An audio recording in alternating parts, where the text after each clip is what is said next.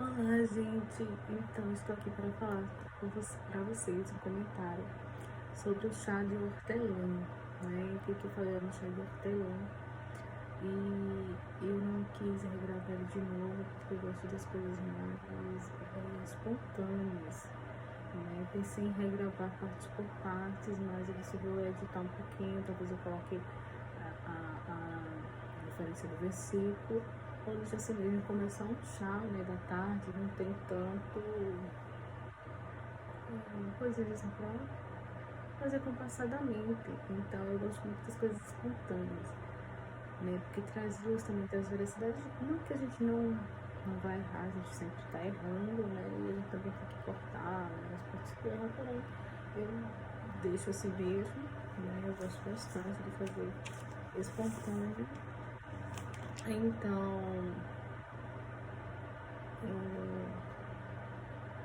a gente vai falar, né, sobre, a gente vai comentar sobre o chá de hortelã, né, e esse chá de hortelã que eu trouxe para vocês foi referência de Gênesis, né, a referência de Gênesis lá falava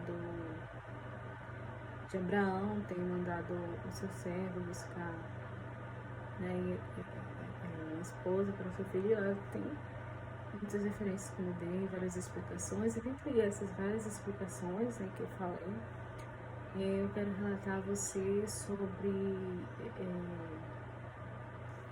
que primeiramente o nosso amor, Deus nos fez, né, retomando desde o início do vídeo, do primeiro e do segundo.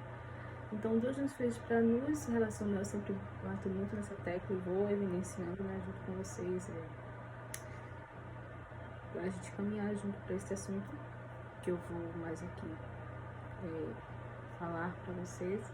E minha gente, Deus nos fez, nos colocou no mundo para nos relacionar com pessoas, como eu fui falando, né, no outro vídeo anterior.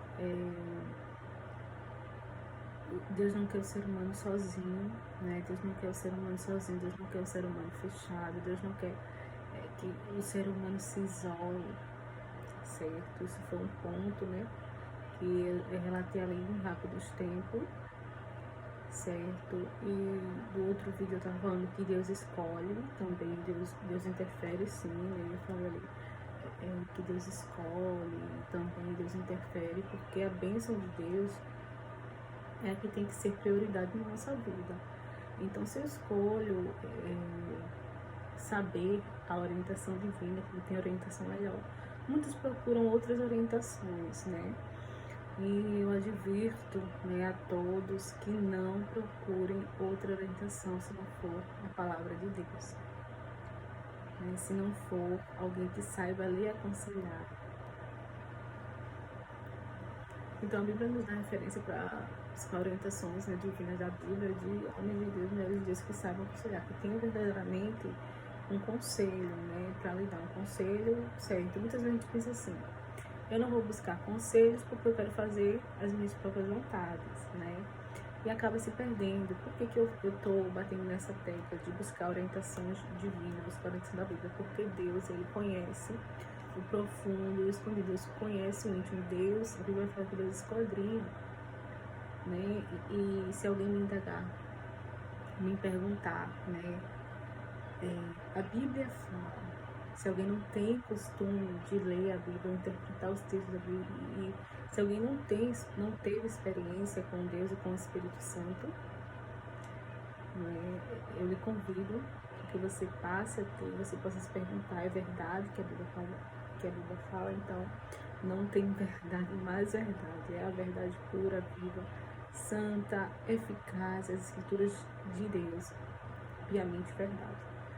Então, se a gente busca orientação na palavra de Deus, busca alguém que tem esse conselho para nos, a gente não vai errar o caminho, né? Ou seja, digo errar o caminho, vai trazer para você decepções, desilusões, frustrações, como eu falei no outro vídeo, né? Então, muitas vezes as pessoas procuram um caminho mais fácil, que é o caminho das suas próprias vontades, né? O caminho mais fácil, aquele caminho que você acha, né? Porque o achar nem sempre é aquilo que eu tô sentindo, que eu estou sentindo.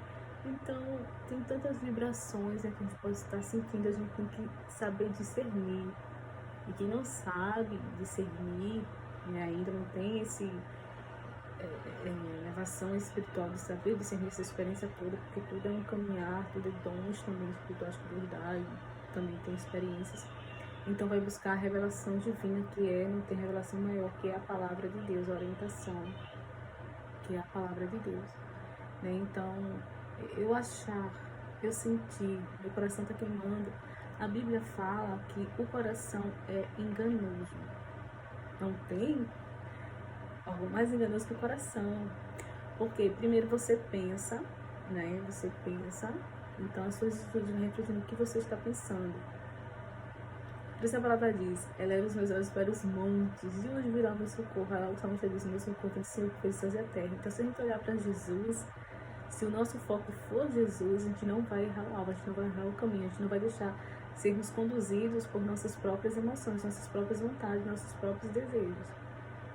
Certo? Então, quando eu olho para o meu coração, eu sei que o meu coração é falho. Quando eu busco os desejos do meu coração, eu sei que o meu coração é muito falho.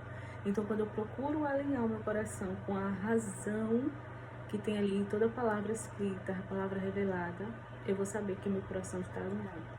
Eu vou saber que se eu estou pensando nas coisas do alto, nas coisas de Deus, nas coisas que são certas, nas coisas que vai me trazer esperança, né? Porque a palavra diz que é para a gente olhar para as coisas do outro, é para a gente colocar a nossa expectativa naquilo que vai nos trazer esperança. Certo? Esperança reais, vivas, e não aquilo que já desceu no meu coração. Muitas vezes são engano, porque não tem maior órgão no nosso sistema, né? Em nós, ser humano, do que o nosso coração. E por isso que a palavra também de Deus fala para que nós blindemos o nosso coração, principalmente nós jovens, moças, rapazes, que nós possamos blindar o nosso coração. Né? Então, aí já é outro tema, também outro assunto que nós também temos que falar, né, sobre blindar o coração, como blindar o coração. E eu creio que vai ser de bênção quando a gente for se aprofundar mais, e daí você já vai pegando, né, algumas dicas, né, que é pensar no que é agradável a Deus, pensar no que vai lhe trazer motivação e esperança real dentro da palavra de Deus, e não um engano que já foi desse coração. Então eu tenho que rever o que está realizado no meu coração, né? Mas está alinhado de acordo com a palavra de Deus, então, né? Então blindar o coração, muitas vezes, né, é a gente também